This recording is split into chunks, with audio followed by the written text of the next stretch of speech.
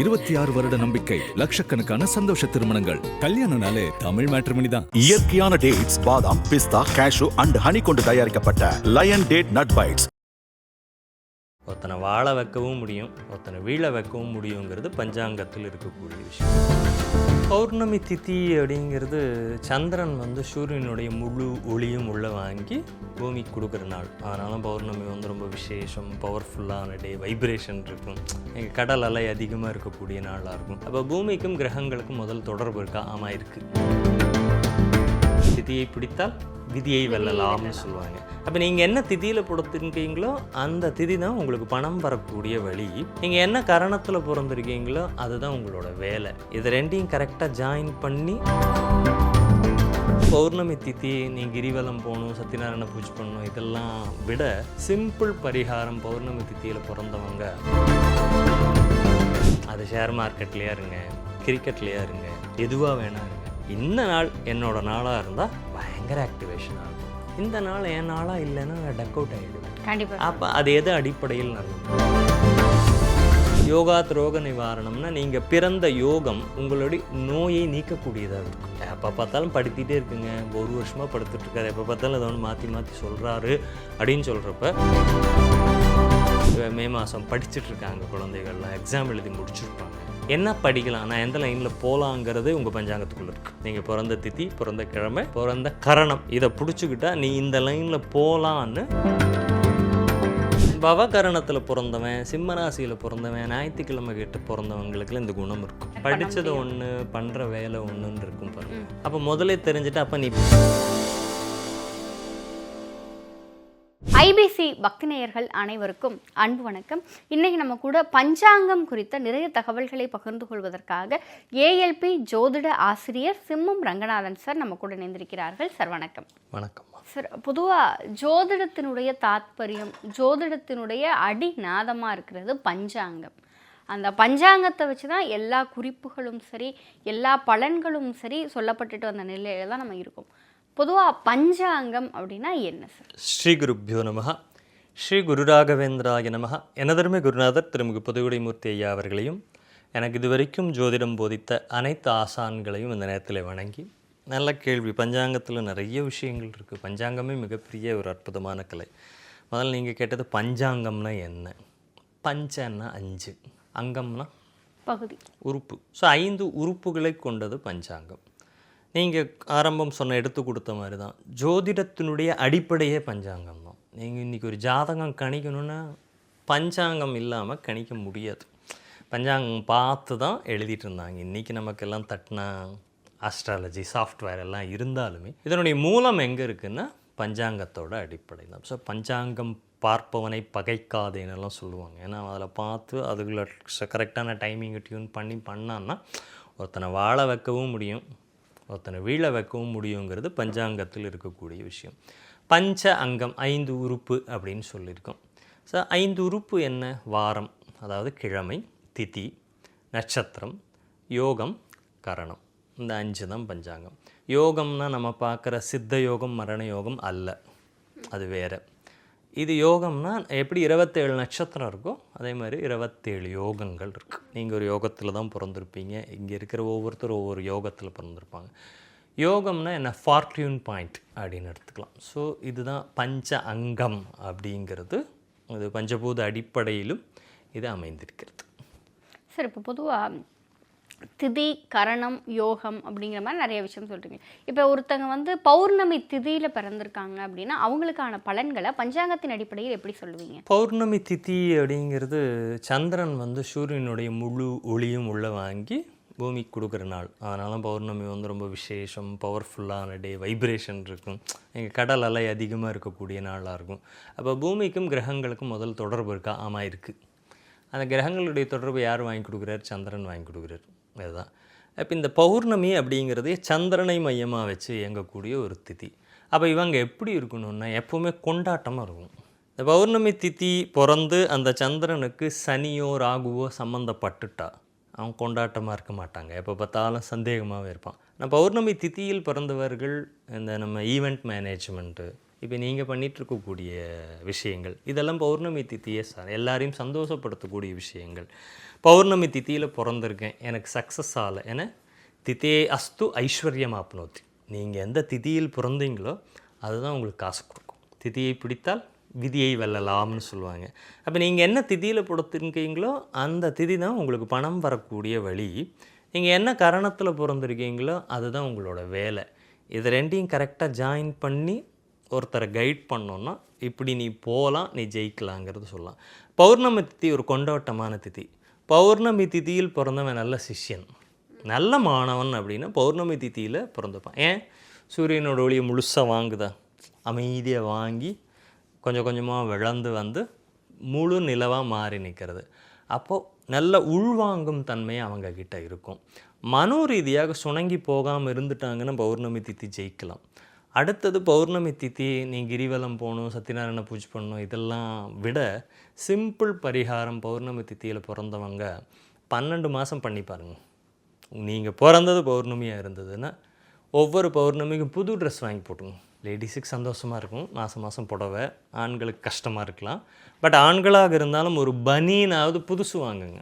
Every பௌர்ணமி புதுசு வாங்கி போட்டு பண்ணி பாருங்கள், வாழ்க்கை கொண்டாட்டமாக மாறிடும். கண்டிப்பாக அதுதானே தேவை உங்களுக்கு. நான் கொண்டாடணும், கொண்டாட்டமாக இருக்கணும் அப்படிங்கிறது. அப்போ நீங்கள் கொண்டாட்டமாக இருக்கிறதுக்கு இந்த ஒரு சின்ன விஷயம், அது சின்னதான பரிகாரம் தான், ஆனால் பெரிய அளவில் மாற்றங்களை. ஏன்னா புதுசு போட்டுக்கிறப்ப உங்கள் மனசு எப்படி இருக்கும்? ஜாலியாக இருக்கும். ஒரு நமக்குள்ள ஒரு குதூகலம். அதை சின்ன குழந்தைக்கும் சரி பெரியவங்களுக்கும் சரி, நம்ம ஒரு புது துணியை போட்டுக்கிறப்போ, புதுசு எடுத்து போட்டுக்கிறப்போ உள்ளுக்குள்ளே ஒரு தானாக ஒரு மாற்றம் நிகழுது இல்லையா? அப்போ ஒவ்வொரு பௌர்ணமியும் நீங்கள் போட்டுக்கிறப்ப மெதுவாக உங்களுக்குள்ளே ஒரு மாற்றம் வரும். 1000 ஜோசியும் சொல்லட்டும், உங்களுக்கு சனி மாறி இருக்கட்டும், குரு மாறி இருக்கட்டும், எல்லாமே மாறட்டும். இதெல்லாம் மாறி உங்களுக்கு ஒரு ராங் ரூட்டை காமிக்குது அல்லது நல்ல ரூட்டை காமிக்குதுன்னா, ராங்கில் போகிறதும் சரியாக போகிறதும் யார் கையில்? ஜோதிடர் கையில் இல்லை. அப்போ உங்களாக உங்களை நீங்கள் மாற்றிக்கொள்ளாத வரை எந்த இடத்துல நீங்கள் சக்ஸஸ் ஆக முடியாது. கண்டிப்பாக சார். அப்போ இந்த மாற்றம்ங்கிறது எங்கே நிகழுது? நீ ஒரு சின்ன ட்ரெஸ்ஸை மாற்றி போட்டு பாரு, உன்னோட வாழ்க்கை மாறும். பௌர்ணமியில் பிறந்தவங்க இதை பண்ணி பாருங்கள், கண்டிப்பாக மாறும். கண்டிப்பாக சார். சார் இப்போ பொதுவாக இந்த பஞ்சாங்கத்தினுடைய அடிப்படையில் தான் நல்ல நேரம், கெட்ட நேரம், யமகண்ட நேரம், ராகு காலம் எல்லாமே குறிக்கப்படுது. அது மட்டும் இல்லாமல் சந்திராஷ்டமம் எப்பப்போ அப்படிங்கிறது எந்தெந்த ராசிகளுக்குங்கிறதும் பஞ்சாங்கத்தின் அடிப்படையில் தான் குறிக்கப்படுது. ஒரு விசேஷம் ஏதாவது ஒன்று நடக்குது அப்படின்னா இன்னைக்கு நல்ல நாளா, இன்னைக்கு முகூர்த்த நாளா, எல்லாமே பஞ்சாங்கத்தில் தான். அப்போ இந்த தேதி நல்ல நேரம், இந்த நேரம் யமகண்ட நேரம் அப்படிங்கிறத பஞ்சாங்கத்தை தெரிந்தவர்கள் எதன் அடிப்படையில் குறிக்கிறாங்க? முதல் சூரிய உதய அடிப்படை. ஒரு பஞ்சாங்கம்னா இன்றைக்கி நம்ம இன்றைக்கி ஒரு தேதியில் இருக்கோம், மே 2ஆம் தேதின்னு இங்கிலீஷ் கணக்குக்கு எடுத்திருக்கோம். இந்த மே 2ஆம் தேதியினுடைய முடிவு ஜோதிடப்படி நாளைக்கு காலையில் 6 மணிக்கு தான். ஆனால் எனக்கு இன்றைக்கி 12 மணி ஆனோன்னா சண்டேம்பேன். அப்போ இந்த சூரிய உதயத்தினுடைய அடிப்படையில் 7 கிரகங்களுக்கு 7 நாளை கொடுத்தாச்சு. 7 கிரகங்களுக்கு 7 நாள். ஞாயிற்றுக்கிழமை கொடுத்தாச்சு சூரியன், திங்கட்கிழமை சந்திரன், செவ்வாய்க்கிழமை செவ்வாய், புதன்கிழமை புதன், வியாழக்கிழமை வியாழன், வெள்ளிக்கிழமை சுக்கிரன், சனிக்கிழமை சனி. ராகு கேத்துக்கு என்ன பண்ணுறது? அப்போது அவர்களுக்கு ஒவ்வொரு கிரகத்தினுடைய நாளிலுமே அவர்களுடைய ஒரு காலத்தை நிர்ணயம் பண்ணாங்க. இந்த ராகு காலம் நம்ம நிறைய முதல்ல ஒரு தடவை பேசியிருக்கோம். இந்த ராகு காலம் இந்த பஞ்சாங்கம், இந்த நாள், இது எல்லாமே அடிப்படை விவசாயத்திற்காக நல்ல விளைச்சல் வரணும். இந்த விளைஞ்சது கெட்டுப்போகக்கூடாதுங்கிறதுக்கு இந்த ராகு காலத்தில் தான் அந்த பதர்னு ஒன்று வச்சுருப்பாங்க, அதில் கொண்டு போய் தானியத்தை கொட்டுவாங்க ராகு காலத்தில். அப்போ அது என்னென்னா பாக்டீரியல் எஃபெக்ட் ஆகாதாமா, அவ்வளவு பவர் இந்த ராகு காலத்துக்கு இருக்குது. யமகண்டம்ங்கிறது கேத்துவை குறிக்கக்கூடியதாக. யமகண்டம் இன்னொன்று குருவோட பையன்தான் யமகண்டன்னு சொல்கிறது உண்டு. ஸோ ராகு காலம் கேத்து காலம்ங்கிறது ஒவ்வொரு நாளிலுமே ஒரு குறிப்பிட்ட நேரத்தை ஒரு கணக்கீடு முறையில் கொடுத்துருக்காங்க. அதுதான் ராகு காலம் கேத்து காலம்.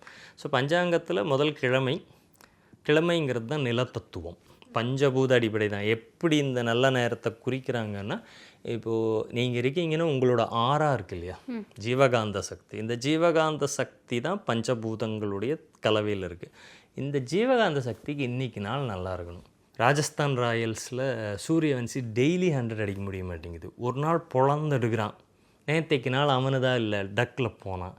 அப்போ இன்றைய நாள் என்னோட நாளான்னு நான் தெரிஞ்சிட்டு விளையாண்டா, அது ஷேர் மார்க்கெட்லேயா இருங்க, கிரிக்கெட்லேயா இருங்க, எதுவாக வேணா இருங்க, இந்த நாள் என்னோட நாளாக இருந்தால் பயங்கர ஆக்டிவேஷனாக இருக்கும். இந்த நாள் என் நாளாக இல்லைன்னா நான் டக் அவுட் ஆகிடுவேன். கண்டிப்பா அப்போ அது எது அடிப்படையில் நடக்குதுன்னா பஞ்சபூத தத்துவ அடிப்படையில். அண்டத்தில் உள்ளதெல்லாம் பிண்டத்தில் உண்டு. அப்போ அண்டத்தில் இருக்கக்கூடிய நிலம், நீர், காற்று, ஆகாயம், என்னென்ன ஒன்று நெருப்பு, இந்த 5 தான். அப்போ வாரம்ங்கிறது நிலம், திதிங்கிறது நீர், அதனால தான் நீத்தார்கடன் அப்படிங்கிறோம். அடுத்தது நட்சத்திரங்கிறது நெருப்பு, யோகம் காற்று, ஆகாயம் கரணம். இதை வந்து ஒரு ஸ்லோகமாகவே கொடுத்துருக்காங்க. திதே அஸ்து ஐஸ்வர்யமாப்னோதி வாராத் ஆயுஷ்யவர்தனம். அப்போ உங்களோட திதியில் சரியாக விரதம் இருந்து உங்களுக்கு திதிக்கு உண்டான தேவத்தையை நீங்கள் வழிபடும் பொழுது உங்களுடைய பொருளாதாரம் உயரும். நாளைக்கே பண்ணிட்டேன் எனக்கு கொட்டலைன்னு கேள்வி கேட்கக்கூடாது, மெதுவாக தான் பண்ணும். அடுத்தது வாரம், ஆயுஷ்யவர்தனம். ஏன்னா நல்ல உடம்பு ஆரோக்கியமாக இருக்கணும், என் ஆயுள் அபிவிருத்தி ஆகணும்னு உங்கள் கிழமைநாதன். இப்போ புதன்கிழமைனா புதன், வியாழக்கிழமைனா வேளன், இவன் தான் கிழமைநாதன், அவனை பிடிச்சிக்கிறது நல்லா இருக்கணும். ஸோ இந்த கிழமைநாதன் என் ஜாதகத்தில் நல்லா இருக்கானா? யாருக்கு ஆயுஷ் குறைபாடு வருது, எப்போ பார்த்தாலும் பிரச்சனையாக இருக்குன்னு இந்த கிழமைநாதன் ஜாதக ரீதியாக நல்லா இருக்க மாட்டான். அடுத்தது நட்சத்திரம். நட்சத்திரங்கிறது நெருப்பு தத்துவம்னு எடுத்திருக்கோம். இப்போ எங்கள் குருநாதர் ஒரு மெய்மொழி ஒன்று எழுதியிருப்பார். கிரகங்கள் நட்சத்திரங்களின் வழியே தன் கர்மாவை இயக்குகிறதுன்னு. அப்போ இந்த கர்மாங்கிறது தான் நீங்கள் பிறந்த நட்சத்திரம். அப்போ அந்த டிஎன்ஏ எல்லாம் அதில் தான் பார்க்குறோம். அப்போ அந்த நட்சத்திரத்தின் வழியே தான் உங்கள் கர்மா. ஸோ அது நட்சத்திராத்து ஹரத்தே பாபம். பாபம்னா கர்மா. பாவம்னா யாரோ போய் அடித்தது பண்ணதுன்னு அல்ல, பாவம்னா கர்மா.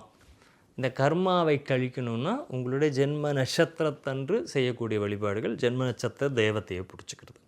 அடுத்தது யோகாத்து ரோக நிவாரணம், காற்று தத்துவம்னு சொன்னோம். அப்போ இந்த உடம்புக்கு முக்கியமாக இருக்கிறது எது? மூச்சு. அப்போ இந்த மூச்சு சரியாக இயங்கிச்சுன்னா ஹார்ட் பீட் சரியாக இயங்குது, நாடி சரியாக இருக்கும். அதில் தான் பித்தம் கபம் வாதமெல்லாம் பார்க்குறாங்க. இது சரியில்லைன்னா தான் இதை சரி பண்ணுறதுக்கு மருந்து கொடுக்குறாங்க. அப்போ யோகாத் ரோக நிவாரணம்னா நீங்கள் பிறந்த யோகம் உங்களுடைய நோயை நீக்கக்கூடியதாக இருக்கும். எப்போ பார்த்தாலும் படுத்திகிட்டே இருக்குங்க, 1 வருஷமாக படுத்துட்ருக்காரு, எப்போ பார்த்தாலும் அதை ஒன்று மாற்றி மாற்றி சொல்கிறாரு அப்படின்னு சொல்கிறப்ப அவர் பிறந்த யோகத்தை எடுத்து அதுக்குண்டான கிரகம், அதுக்குண்டான தேவதைக்கு உண்டான வழிபாடுகளை செய்யும் பொழுது அதில் ரொம்ப படுத்திகிட்டே இருக்குங்கிறப்ப அதை எடுத்துக்கணும். கரணாத் காரிய சித்தி. உங்களுடைய கரணம் தான் உங்கள் காரிய சித்தின்னு உங்கள் வேலை. நம்ம தமிழில் சொல்லுவோம், கரணம் தப்பினால் மரணம். அப்போ நீ சரியாக பண்ணலைன்னா நீ எடுத்த காரியத்தில் தோல்வி அடைவது தான் மரணம். மரணம்னா இறப்புங்கிறது இல்லை. உங்களுக்கு ஒரு அவமானம் ஏற்பட்டால் மரணம் தான். நம்ம ரொம்ப அவமானப்படுத்தினா மரணம் தானே. ஸோ அப்போ அந்த கரணம்ங்கிறது ரொம்ப முக்கியமான விஷயமா இருக்குது. இந்த கரணத்தில் பிறந்தவன் இந்த வேலைகளை செய்வான். அப்போ இந்த லைனில் நீ போ, உனக்கு வந்து வாய்ப்புகளை கொடுக்கும். இப்போ மே மாதம் படிச்சுட்ருக்காங்க குழந்தைகள்லாம், எக்ஸாம் எழுதி முடிச்சிருப்பாங்க. என்ன படிக்கலாம், நான் எந்த லைனில் போகலாங்கிறதே உங்கள் பஞ்சாங்கத்துக்குள்ளே இருக்குது.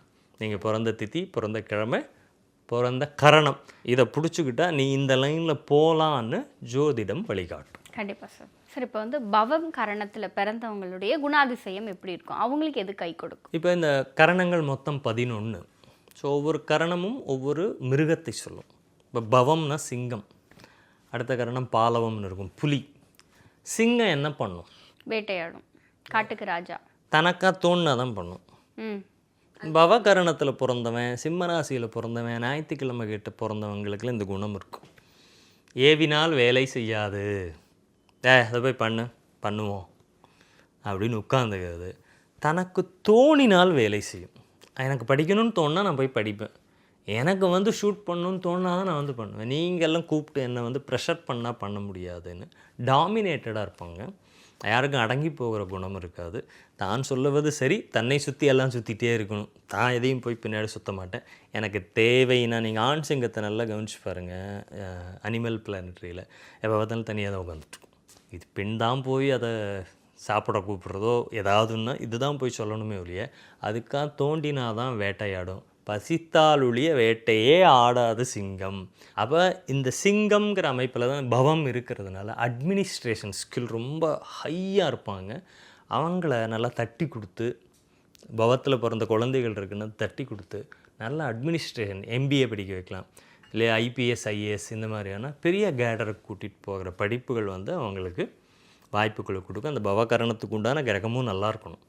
நல்லா இருந்துருச்சுன்னா ஃபஸ்ட் கிளாஸாக அந்த மாதிரியாக வருவாங்க. ஸோ இது பஞ்சாங்கம் இந்த மாதிரியான வழிகாட்டுதலை கொடுக்கும். அப்போ வந்து நமக்கு ஒரு விஷயம் வந்து ஃபேவராக நடக்கணும் அப்படின்னா பஞ்சாங்கத்தினுடைய விதிகள் என்ன அப்படிங்கிறத பார்த்து அதை ஆக்டிவேட் பண்ணுற பட்சத்தில் வேணும் அப்படிங்கிறத நம்மளால் எளிதில் அட்ராக்ட் பண்ண படித்தது முடியும். ஒன்று பண்ணுற வேலை ஒன்றுன்னு இருக்கும் பாருங்க. படித்தது அட்மினிஸ்ட்ரேஷன் பண்ணிப்பான், பிளானிங் செக்டரில் வேலை பண்ணிட்டுருப்பான். அவன் பிறந்தது பார்த்தீங்கன்னா பாலவகரணமாக இருக்கும். அப்போ முதலே தெரிஞ்சுட்டு அப்போ நீ பிளானிங் செக்டரு, நீ அதுக்கு தகுந்த மாதிரி படின்னு சொல்லி கொடுத்து ஒரு வழிகாட்டுதல் கொடுத்துடலாம்ல. படிக்கிறது படிக்காதது உங்கள் இஷ்டங்க, நான் காட்ட வேண்டியது என்னோடய வழி. இப்படி போனால் ஜெயிப்ப, இந்த திதியில் பிறந்திருக்க, இந்த கரணத்தில் பிறந்திருக்க, இது ரெண்டும் சேர்றப்ப நீ இப்படி போனேன்னு உன் வாழ்க்கை நல்லாயிருக்கும் அப்படிங்கிற வழிகாட்டுதலை கிரகங்களும் கொடுக்குது.